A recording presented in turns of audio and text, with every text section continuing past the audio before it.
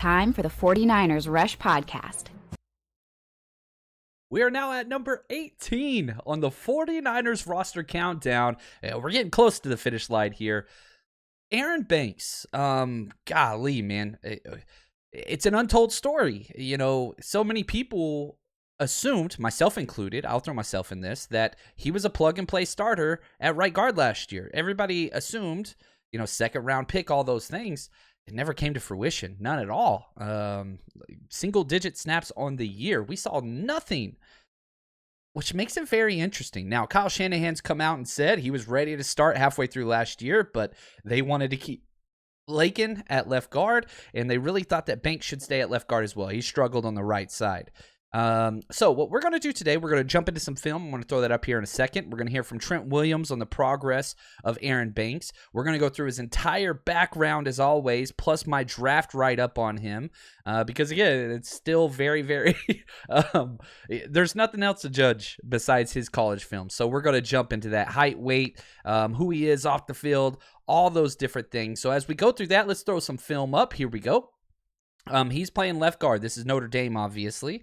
So he will be at the left guard position throughout this entire breakdown. So that's all he really played. He did get some snaps at left tackle, but if you like this and you want to hear all the audio commentary, me breaking down every single play, footwork, hand placement, all those things, that's going to be found on Patreon. I think I have 3 full games up of him in college. Patreon.com/49ers Rush Podcast.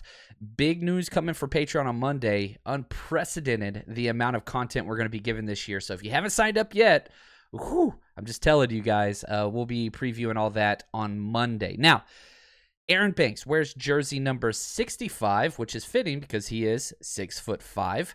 Came in weighing 325 pounds, but the coaching staff, Aaron Banks and Trent Williams, have talked about how he has lost almost 20 pounds since his rookie year to now. So now he's closer to 305, and he's already, he's about to, once the season starts, he turns 25.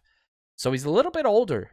His birthday's September 3rd, so he'll be just turning 25, entering into his second season. Went to El Cerrito High School, the Gauchos, baby, just right there in the Bay, just north of Oakland. And, man, he's a fun kid. He really, really is. He enrolled in the College of Arts and Letters at Notre Dame, majored in film, television, and theater. It was given the nickname the Dancing Bear by his former Notre Dame offensive coordinator, Chip Long, just the energy and playing style. And while he was at Notre Dame, he hosted pizza night in his apartment for the entire offensive line. Now, they eventually moved it around and whatever, but, it was very important for him to get the camaraderie together of the offensive line, and he was a leader of that. Played in a heck of a lot of games. Now, whenever he was back in high school, El Cerrito was not a national power or state power in the football program at all, and they didn't really even have much of a weight room. So he had to take it upon himself. Him and his little brother would have to go up to the weight room at 4:30 in the morning to go lift throughout high school if they wanted access to do everything they wanted to do, because there just was not enough room for, all of the players to get in there, which was a pain in the rear end. Now, let's look at kind of what he accomplished at El Cerrito. He was rated a 4-star recruit. And he had offers from Arizona State, Arizona, Oregon, UCLA, Baylor, Florida, Michigan, Miami. He chose Notre Dame. And he was a stud basketball player, two-way player. He averaged 29 points his senior year in basketball, which, I went back and found some of those highlights. He's got some good feet now, and you can tell some of it transfers over to the football field, which is a lot of fun. And so, he is a member of the 2013-2014 NCS Division III championship football team for El Cerrito, the first in school history, which has got to be incredible. Then he goes, real quick, just a couple other rankings and whatnot from high school. He was considered the top offensive line prospect in NorCal, paved the way for El Cerrito offense. They averaged 29 points a game. First team All-USA California, first team Max Preps. I mean, you can just go on and on and on. Now, the highest ranking that I saw was number 163 overall in the country, or the number 9 offensive guard. That was scout.com. The worst rating he had was from ESPN.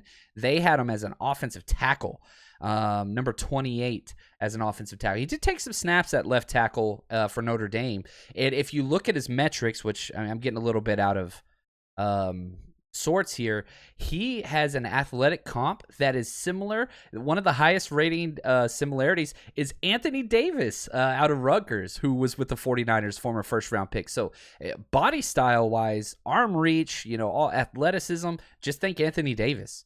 Just at a guard prospect. He's got a really, really long wingspan. Not super long arms, but he's so wide over an 80-inch wingspan, which is ridiculous. So he goes to Notre Dame. Didn't play any games as a true freshman. Then, once that happened, after that, it was just over. He stepped in, played all 13 games sophomore year, started the last 6, and never gave up another start again. Started all 13 games junior year, started every single game senior year, and listened to some of these accolades.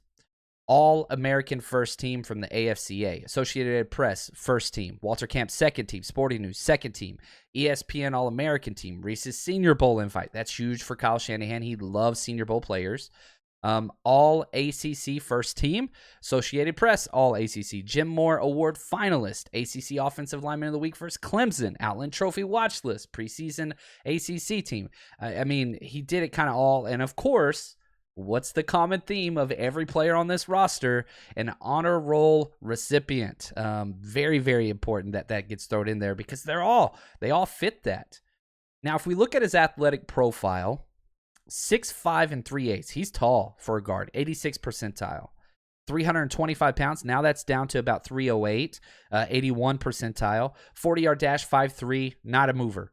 3-cone, 7.7, not a mover. Vertical 31, that's incredible for that size. 24 bench press reps.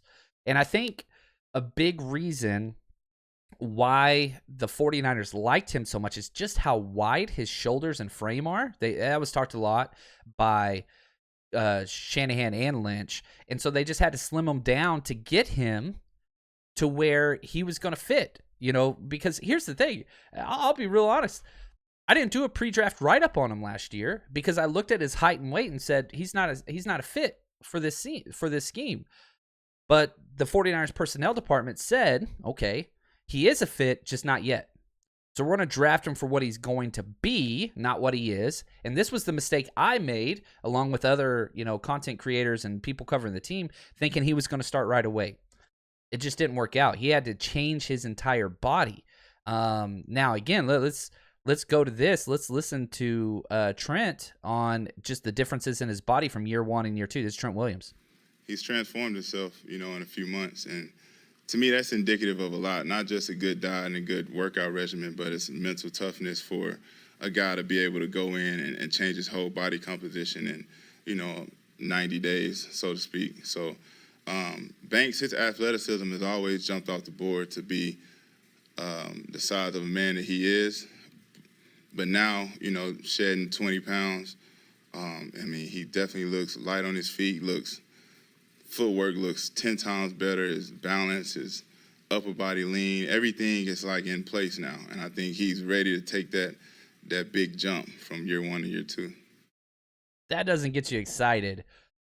I don't know what else will. Now, to get Aaron Banks, let's talk about that. They drafted him number 48 overall last year, but there's a lot more to it because they traded back. And the 49ers were sitting there at number 43, okay, and they fell back 5 spots, okay? So I love that. One of my favorite things to do is just to dig into the trades and the what-ifs and who's and what it costs and all that stuff, even though it's only been a year and we don't know how it played out, who won, who lost.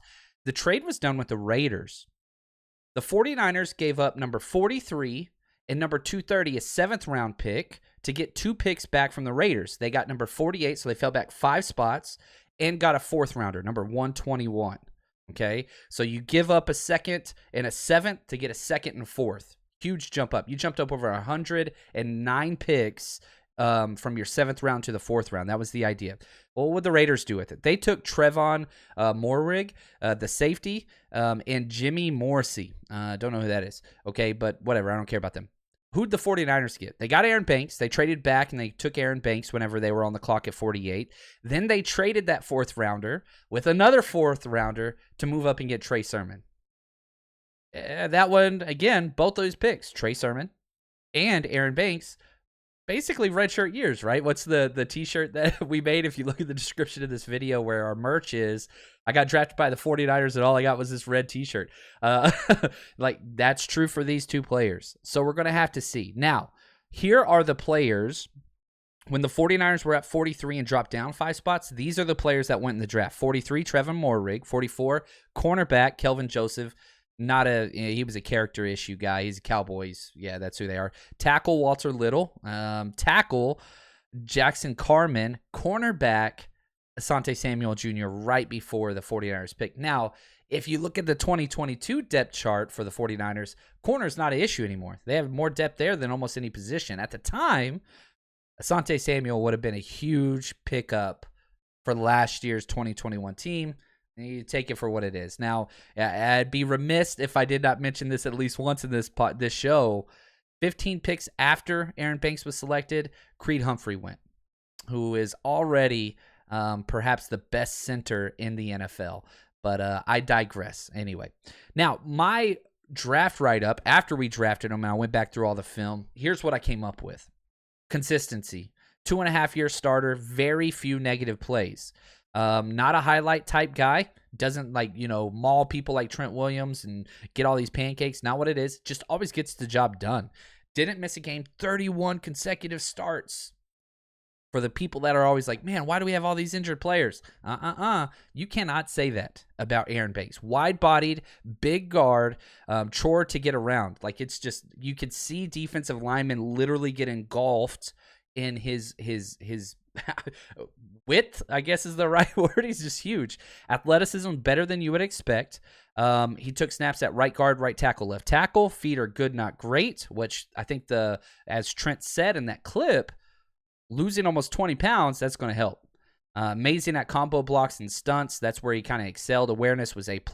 I saw several times where he would fill with one hand, looking the other way. Helped out the center tremendously. So I like him. I really, really do like him. It's just, man, we haven't seen it. We haven't seen it at all. He showed up in 9 games last year, but almost all that was special teams. He had 44 snaps in special teams, 5 offensive snaps on the year, and those were trash time snaps. So to say we got a stud left guard, you can't do it. We haven't seen it. Whenever we saw him in the preseason at right guard, didn't work. Left guard, we'll see. That's what he's accustomed to. So he's starting. Even if he struggles in the preseason, he's starting. Now, if he does not live up to the starting potential in that left guard spot, I think Nick Zakiel will be the first one. He's took most of the snaps, the rookie from Fordham. He took most of the snaps at left guard. You've got Spencer Burford taking snaps at right guard. Those are the backups. Do they move people around? Do they put Jalen Moore, Colton McKivitz? There's options, but it's Aaron Banks' job to lose. And man, if he could just be average, I said this about the center as well with Jake Brendel. If you could just get adequate play from your left guard and center position this year, the 49ers are going to be just fine. But again, if you come back in a DeLorean and somebody says, man, how did the 2022 49ers not make the playoffs? I'm telling you right now, the center and left guard position did not live up to the task. That's the question, right? And I hope if they do, 49ers are going to be fine. Great top 10 defense, almost guaranteed. You got playmakers out the wazoo on offense. It's just the center left guard combo. 49ers believe in it enough to let Laken walk and to allow this second-year player to step in. We're going to have to see it, though. We got to see it. So excited to watch this one in training camp and preseason games. It's going to be fun. Gosh, man, I really want to see great things from Aaron Banks. Want to say thank you to Josh and Anthony, our executive producers of this entire series. They are crushing it, and we're just going to keep counting them down.